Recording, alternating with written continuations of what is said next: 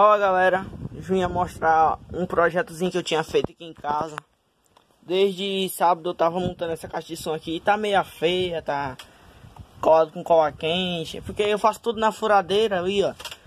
Furadeira Black Deck, faço tudo nela e fica meio, sabe, não vai ficar uma coisa boa igual faz com a Tico-Tico ou então com a na serra. Não fica boa, mas dá pra quebrar um galho, dá pra escutar uma músicazinha em casa. Eu tô usando um MP3 de moto envenenado aqui. Porque ele tá tocando alto-falante de 8, de 250 na... Tô gostando, tá tocando bom que só. Aqui ó, a caixazinha. Aqui ó, tá meio desorganizada a cola quente aqui rolando até. Tá aqui, a cola quente tá aqui até o miolo. De cola quente aí ó. Ajeitei o MP3 de moto. Fiz uma gambiarrazinha aqui, ó. Ajeitei o meu MP3 de moto do vídeo. Aquele vídeo do projeto. Ajeitando como ligar o seu MP3 de moto com uma plaquinha. No vídeo lá não deu pra... Não tava tocando bem porque não tava prestando. Aí eu andei olhando os vídeos na internet. Acabei vendo a ajuda de alguém e fiz isso daqui, ó. Aí botei o fio pra cá, tinha quebrado. O problema eu não tinha visto, olha aqui ó, o fio tava quebrado, ó. Vou botar aqui pra tocar pra vocês verem, ó. Botar uma música que tem um pouquinho de mais grave.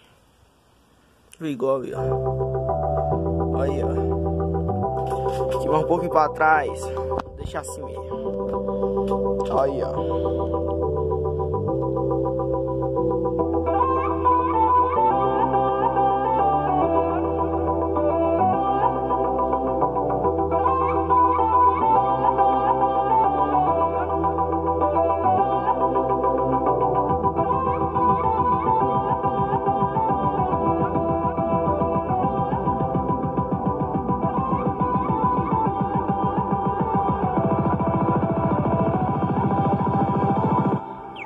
Sonic CD, o melhor do som automotivo.